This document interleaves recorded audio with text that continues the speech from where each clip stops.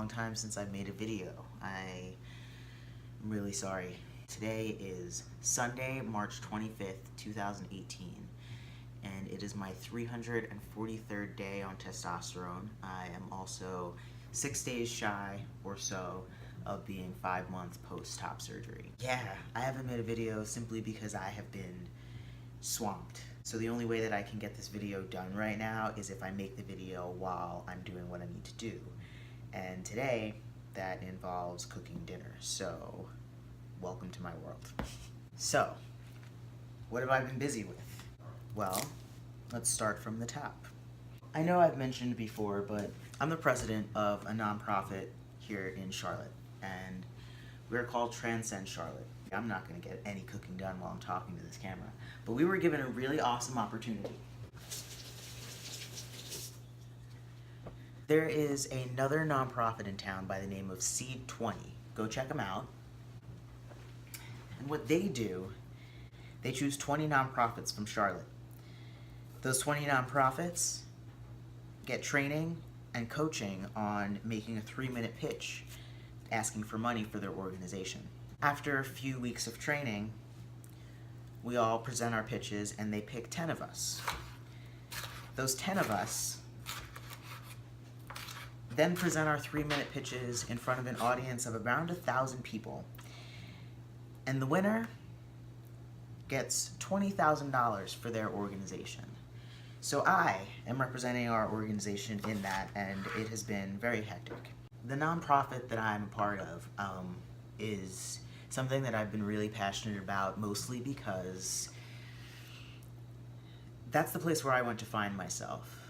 Yes, I did a lot of self-work, but I met other trans adults who were further along, or at least just in their transition, and they just all looked so happy, and they understood what I was going through. So it was like I found my first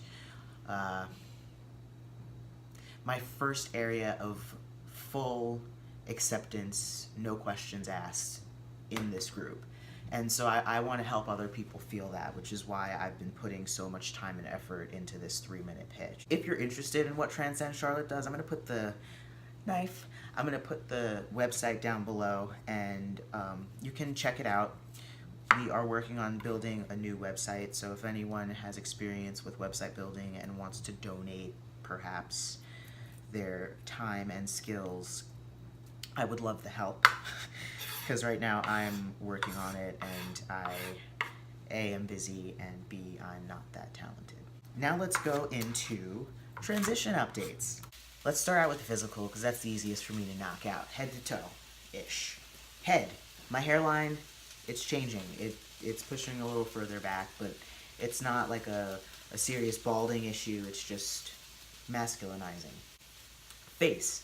Acne has come back, and I think that's attributed to two things. One, facial hair is coming in after the acne, so I think the thicker hairs growing in are starting to irritate my face. And two, my dosage got increased. I now take 80 milligrams every week, and more oil going into the body makes more oil come out of the body, so whatever. So facial hair, you still can't really see it, but you can see kind of the shadow of the chin strap that's growing in that's making me look really Jersey Shore. Post-op surgery life has been great. My scars are healing really well. I am keloiding, and they're actually really red right now because I didn't put scar strips on because they did not get delivered in the mail, and I kind of screwed myself over with that one. But they're kind of red. I'll show you the one side now so you can kind of see what the scar looks like 5 months. Yeah, so it's red and it's a little raised.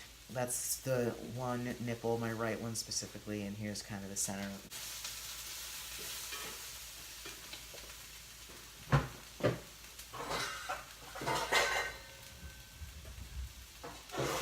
There's more body hair than there was before.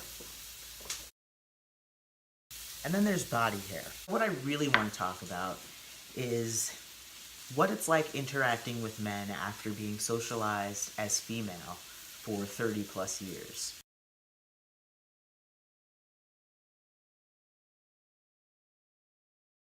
I didn't expect this to be as difficult with a story or as uncomfortable as it is at times. When I was about 1 week post-op surgery, I met a guy who was like a very aggressive backhand on the chest, as if to say, yeah, man, am I right? But again, 1 week post-op surgery, so I'm very sensitive, and I've been socialized as female. So to me, this felt like an attack, and I didn't respond in this way, but my first thought was, oh my God, I have to hit him, because I thought I needed to protect myself. That's just first instinct. And it's weird to have to retrain my brain to think that, oh, it's now suddenly okay for men to touch me aggressively in any way. And that's been a little uncomfortable for me to deal with and experience. Especially as someone who historically has not been fond of any sort of touch. Someone who has shied away from being touched. And it's really uncomfortable.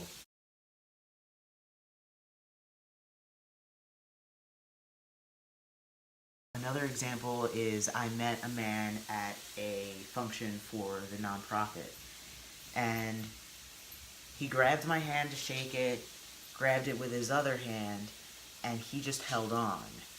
And you know, I tried to pull my hand back several times and he just kept holding on. I'm assuming this was a power play in manly body language. However, as someone being socialized as female, it's a threat.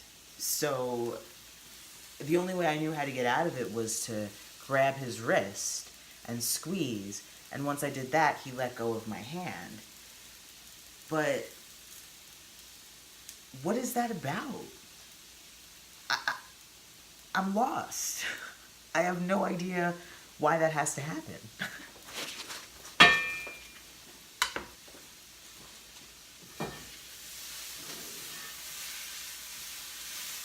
I like showing people that gentle men can exist. The hardest part about this is that specifically can exist. I'm a very gentle kind of masculine.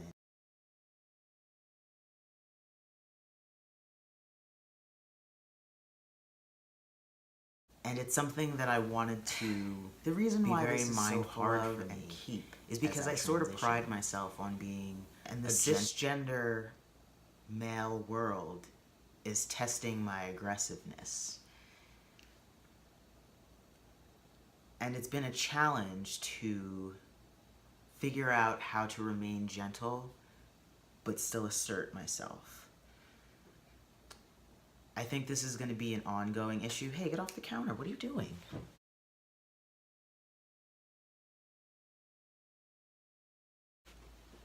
So yeah, this is going to be an ongoing thing for me. And it's going to be interesting to learn more ways to keep gentleness about me. So far, it's just been interesting, you know? Specifically that handshake situation where I did have to show a little bit of aggression, but it wasn't a kind of aggression that I'm uncomfortable with, and it wasn't the kind of aggression that felt wrong to me, so it was nice. And actually, now that I'm thinking about this, this comes up where almost every day for the past 2 weeks, when driving through the neighborhood, I've been seeing like packs of deer. I don't know if they're called packs. What are they called?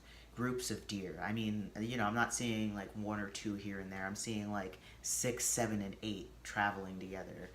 And as far as like animal medicine and the meaning of when certain animals cross your path, is deer remind you to be gentle and to be cautious in new areas of your life. So I think that's a really cool reminder from the universe that you can be gentle, it's okay, and here's a reminder to let you know it's okay. But I think I'm going to cut this down here because I said a lot of things and my food is ready. So, signs.